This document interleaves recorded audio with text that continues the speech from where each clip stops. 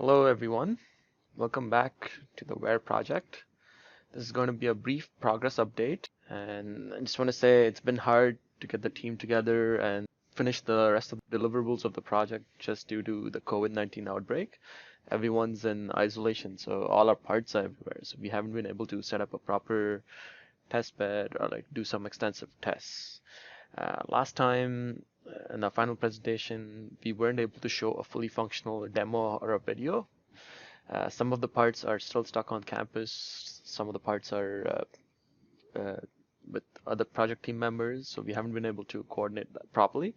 But that's why it's taken a while. But I've recently been able to make some breakthroughs, and I'm happy to report some of the progress that I've made.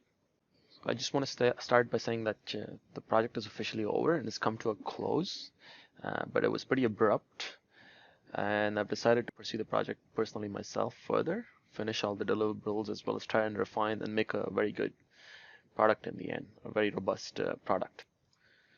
Part of the reason I'm trying to do this is social isolation can be tough, but one needs to keep working and one needs to keep pursuing projects just to learn more and more in their subject or field.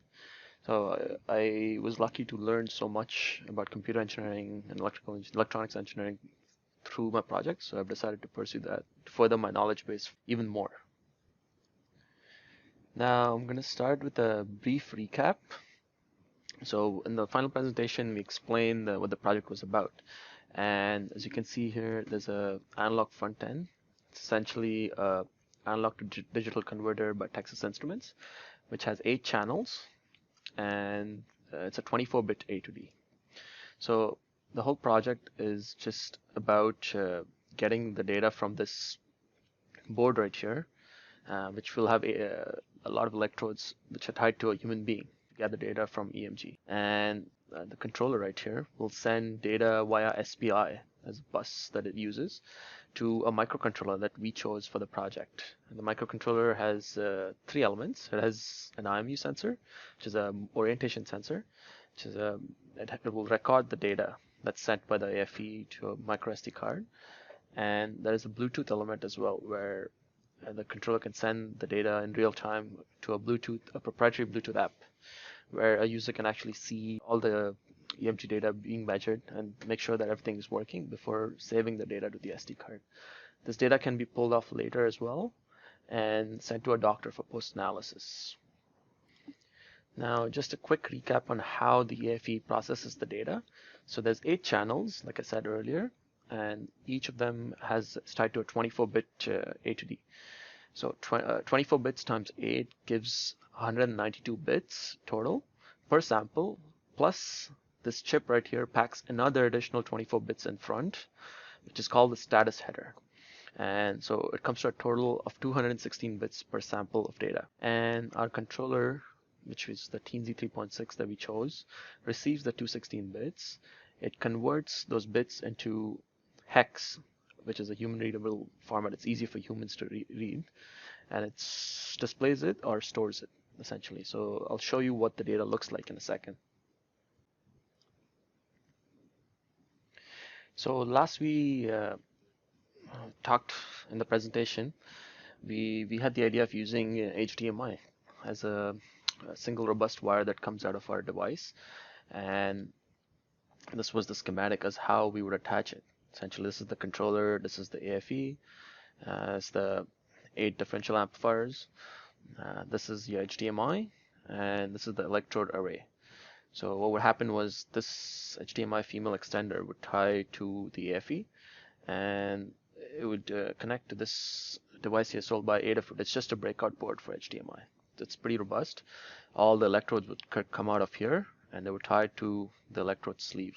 It would sit on a person's arm or a leg, and we still had to do further tests to make sure this was viable, and I'll show you what we have done so far.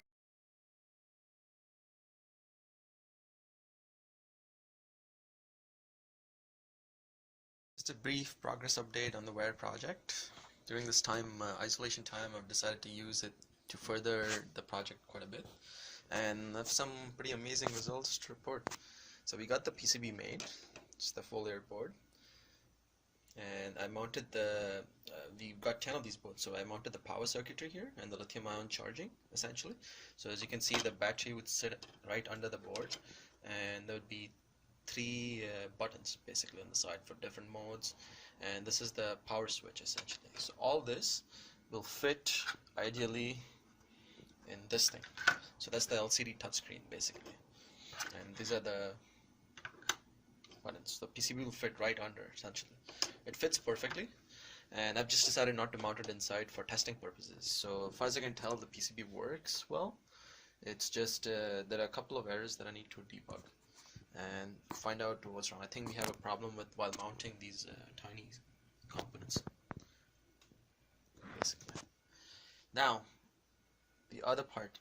So this is the cool part. This is a test bed that we talked about in the presentation, and what's happening here is the MyDAC is generating a function which sort of simulates, it's a known function, so it sort of simulates what an EMG should look like, or what it should look like in real life, or what we are measuring essentially.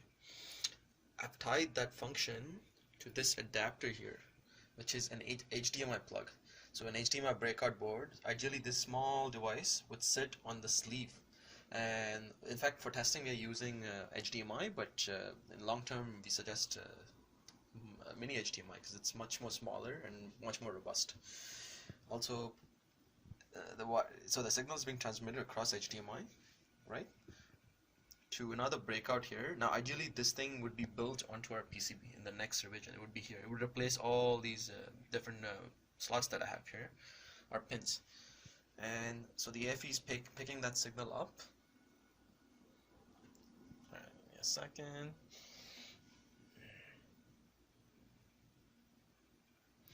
So the AFE is picking that signal up really well. It's sending it to the A to D onboard. The A to D converts it to a 216-bit array, sends it via SPI to our controller right here, right? And currently I've disabled the screen just for update rates for testing purposes. The screen actually slows down the system, so it should not be used in the context when it's actually you're trying to gather actual data. It should only be used when you're trying to look at data, or like visually see that the system is working. So the controller is receiving the signal and it's sending it over USB to the PC, and there it is. That's the sine wave that's being generated. So my lab view, this is the DAC assistant. It's generating a wave at 2 Hz inside, and this is the Arduino serial monitor that's picking up, that shows that the AFE is my controller is actually picking up that signal successfully on HDMI essentially. Now HDMI, I have only added one signal here because I'm limited. I don't have, the MyDAC can only generate one signal at a time, and my monitor can only show one, but this can be used for all 8 channels. So all HDMI has enough pins to have 8 functions go around, or 8 electrodes essentially. And can be, now the next thing I have to test is whether it can save this data successfully on the SD card, which I will try next. Now I want to talk about the data a little bit that the AFE sends over SPI. So the AFE is obviously getting data, or sampling data at 8 channels, and it has a 24-bit A to D. So each sample will consist of 8 times 24 bits, plus, which is 192, plus another 24 bits for a status header, for a total of 216 bits. And this is how the data move. That's a status header from 24 bits and all the 8 channels. Now, if you look at the data sheet, it tells us what exactly the status word is. So basically the status header is just tells us the status of the various GPIOs on the AFE, as well as things like lead off detection, lead on detection, and certain other things. The details of all what these terms mean are in the datasheet. So this is a snapshot from the datasheet itself. That's the AFE. This is how data moves. The AFE, it's a serial clock of the SPI bus, and this is our TNZ microcontroller picking it up. So D out is nothing but the meso pin of SPI. So that's the pin that data is sent by a slave to the master here. Basically, if you see these values here, numbers, 1100 always, that's what the status word starts at, and then these 8 bits represent something called lead off status positive, and this is lead off status negative, P and N essentially. So these represent 2 electrodes each. So there are a total of 16 electrodes because it's 8 differential amplifiers that tie to these 16 electrodes, 2 electrodes per amplifier. So that's where these two come from. But these two are actually, if, for example, a lead falls off or an electrode falls off while recording data, so there's a way you can enable a setting on this device that tells the user that, okay, while moving or while running, the electrodes have actually come off or fallen off the person's sleeve. And there's, I believe these bits here are just general purpose input outputs. The FE has some given provided by Texas Instruments. So if you look at this closely, this all total is supposed to be 24 bits, and so there's 4 bits here, there's 8 bits here, another 8 bits here, and another 4 bits here. For our purposes, when we start the device, we turn all these bits off, like all of them off, because these are, sorry, we turn all these settings off, so we don't need lead off detection, lead off stats. To reduce CMOS flicker, we turn off the GPIO. This is for testing purposes. If you see this binary number here, 1100000, if you translate that to hex, we get a hex value of C. Now I'll show you what the data looks like when we actually save it onto the SD card. So this is what the data looks like when we save it on the SD card. For the SD card, we used a standard Kingston 32 gigabyte micro SDHC class 10. It's a very high speed card, very good. Claims to have write speeds of 100 megabits per second and read speeds of 70 megabits per second. Now, this is how our data saves on the SD card itself. So that, like I said in my previous slide, that's the status header, which is hex C. And this is the data. So every 6 bytes here, or 6 letters here, represents a 24-bit channel, essentially. And there are a total of, the array is 54 letters long. And the reason for that is 216 bits total of data translates to 27 bytes. And every hex letter requires 2 bytes to represent. So 27 times 2, which is an array of 55 bytes, or 54 bytes, sorry. So this total length is 54. Every 6 letters represents the data from a single channel. And we're successfully able to save it on the SD card. And the way I have the algorithm configured right now is that not only does it save the data, but it also saves a timestamp at the side. Now, in my final presentation, we said that I had developed a Python script to actually decode the data from the SD card, so from this form to an actual graph form for a user to see.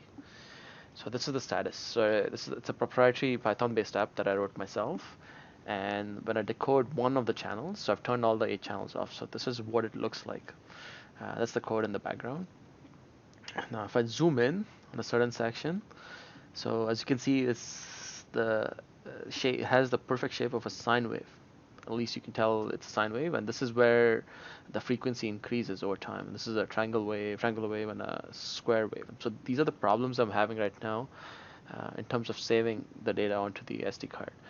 What's happening is I'm seeing jumps here, or data just jump out of context, and I have narrowed down, and I've actually, this is not noise, I've narrowed down the reason for this, and I know exactly how to fix it.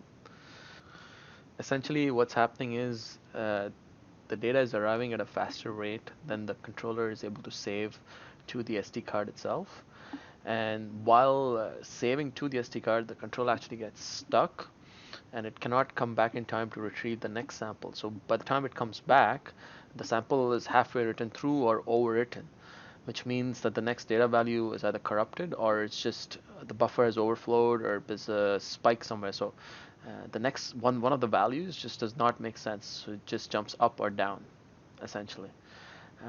So there's a way to fix this. I have to change. I used a base level, very basic coding or SD algorithm to save the data. And the way you can fix this, there's lots of ways, but ideally what people do, from what I understand, is instead of writing, currently the code, the way it works is it takes one sample from the AFE, it stores it temporarily in its RAM, it opens up a file on the SD card, writes that sample to the file, closes the file, comes back to the FE, grabs another sample. So this is very inefficient in the long run of things. Ideally, the way it should be configured is the controller should receive multiple samples from the FE as much as possible, and those should be bulk transferred to the SD card while the controller opens up another array, a secondary array, just to listen to the next set of samples, essentially. So there is different techniques and different ways to do this, and I have to figure out which one is best for our application next. So that's pretty much the last thing that's left for the project. I've been able to save all 8 channels of this data. I just need to figure out a proper algorithm, and as far as the rest of the project concerned, we have achieved Bluetooth successfully, so I'll be posting a demonstration video for Bluetooth and how to cycle through channels, as well as a detailed video of the GUI, or the graphical user interface, that I built to interact with this product. And thank you so much for watching. If you liked the video, just leave a comment in the description box below. If you have any questions, please don't hesitate to email me, or any advice would be appreciated as well.